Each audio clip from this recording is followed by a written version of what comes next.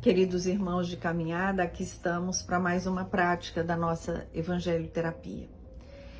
Quando nos encontramos semanalmente, temos buscado construir em nós a prática da oração e da busca das orientações, do nosso fortalecimento no nosso evangelho. Então, que nós consigamos agora, nesse momento juntos, juntarmos os nossos corações rogando ao Pai amparo para cada um de nós em suas necessidades, em suas oportunidades, nas suas dores, nos seus temores, que nós encontremos na dificuldade uma oportunidade para que nos fortaleçamos, para que exerçamos a nossa fé, para que nós busquemos esse caminho, que é um caminho que não fazemos quando estamos eufóricos ou quando estamos muito felizes. Então a dor, ela acaba sendo para nós um estímulo a esse recolhimento e ao reconhecimento do amparo do Pai e dos amigos espirituais. Então busquemos a Mãe Maria, nos lembremos que ela a todos nos acolhe com seu manto de amor e de luz e que os nossos corações são as janelas através da qual nós deixamos aparecer aquilo que somos e que sentimos. Então deixemos que essa janela mostre flores, mostre sementes que vão sendo sempre fortalecidas pela esperança e pela gratidão. Então vamos aqui abrir de forma aparentemente aleatória o nosso evangelho para uma pequena leitura e vamos trazer essa mensagem para as nossas vidas. Capítulo 26. Dai de graça o que de graça recebestes. É uma citação de Marcos e que também se encontra em Mateus. E diz assim: eles vieram em seguida a Jerusalém e Jesus, entrando no templo, começou por expulsar dali os que vendiam e compravam. Derrubou as mesas dos cambistas e os bancos dos que vendiam pombos, e não permitiu que alguém transportasse qualquer utensílio pelo templo.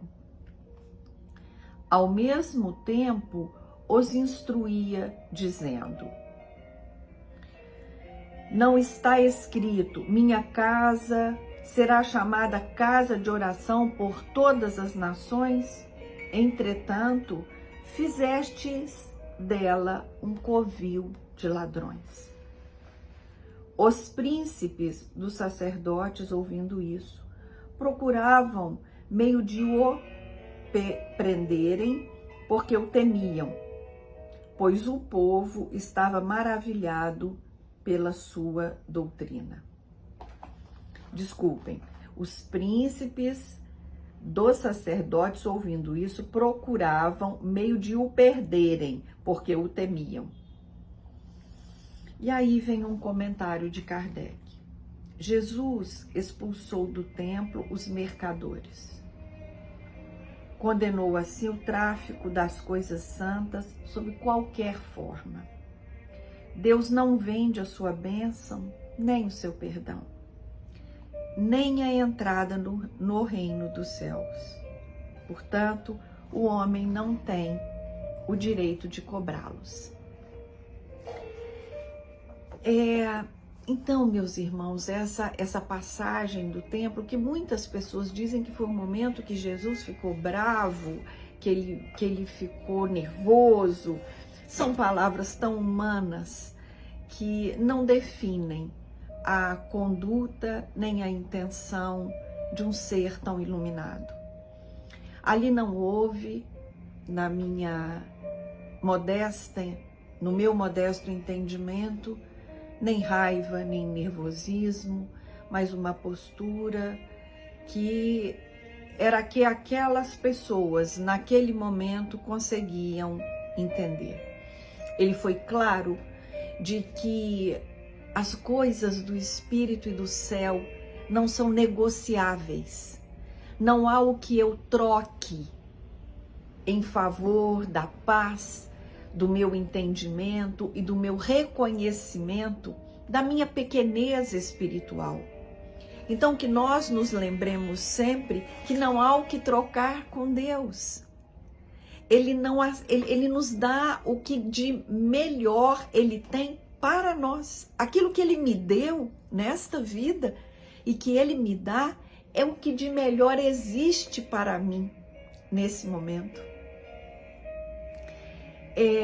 Trazendo para uma prática da nossa vida, que bem eu faria a um diabético, a uma criança diabética, se eu desse a ela um doce ou um chocolate. Isso é dar uma coisa boa para ela? Então, quando eu digo não a uma pessoa que não pode comer doces, eu estou dando a ela o que de melhor existe, e eu não posso me comparar com esse Pai que é só amor e que é bondade. Então, Ele nos alerta. As coisas de Deus são de Deus, não há negociação, é preciso haver entendimento, não tem troca, não tem compra, não tem venda.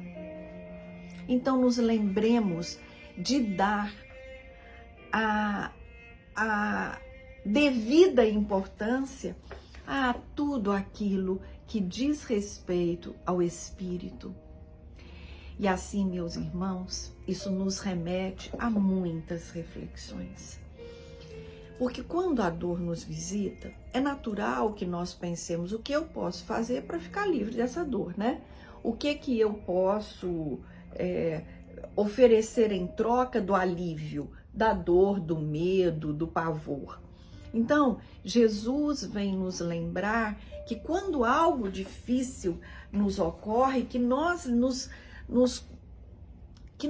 busquemos nos ensinamentos do nosso Mestre Jesus o significado daquela dor, o significado daquele temor. E eu gostaria muito de lembrá-los e de me lembrar também algo que Joana de Ângeles é muito enfática nas obras em que Divaldo psicografou, que é chamada de série psicológica, em que ela ressalta que a tristeza faz parte das nossas vidas. A tristeza faz parte do nosso dia a dia. A tristeza é um componente com o qual devemos viver. O que nós vamos entender que já é uma patologia, que já é um adoecimento, é quando essa tristeza é ininterrupta durante semanas. Mas muitas vezes nós não queremos suportar a tristeza nem por um dia, nem por alguns dias. Queremos imediatamente nos livrar dela. E a proposta de Jesus é que antes que eu me livre de tudo aquilo que me incomoda, que me preocupa, que me tira o sono, que eu me pergunte, o que eu posso aprender com isso? Quando isso me acontece, o que eu tenho para não só aprender, dividir, compartilhar? Que possamos dessa forma nos lembrar que tudo aquilo que de graça recebemos, de graça devemos dar. Não nos foi cobrado pela vida nem pelo ar que respiramos. O sol renasce todos os dias sobre nós, sem que nós nada tenhamos feito para merecê-lo.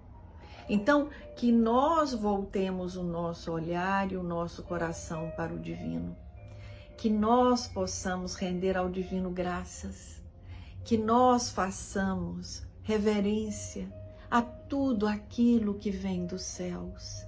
Por isso nos lembremos, Pai de amor e de misericórdia, que estás na terra, nos céus e em todo o universo. Que o teu nome, Pai querido, seja bendito e santo sempre. Perdoa, por caridade, as ofensas que te fazemos e te ofendemos quando ignoramos a dor do nosso irmão. Que o vosso reino de amor, de luz, de acolhimento, more em nossos corações, que as nossas intenções sejam sempre recheadas de amor. Ainda que os nossos gestos muitas vezes não correspondam, por imperícia por descuido nosso. Vamos nos atentar para que tudo que façamos seja envolvido sempre em muito e em puro amor, assim como nós somos envolvidos por esse amor que vem do Pai, e que os amigos espirituais, por misericórdia e amor também, a nós, a todo instante, disponibilizam. Que façamos assim e da mesma forma. Graças a Deus.